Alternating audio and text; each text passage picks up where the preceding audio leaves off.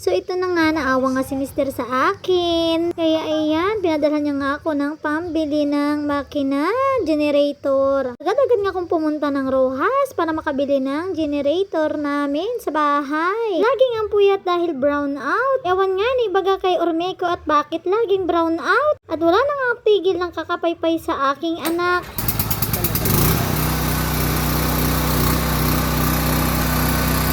Kuya, ayos na?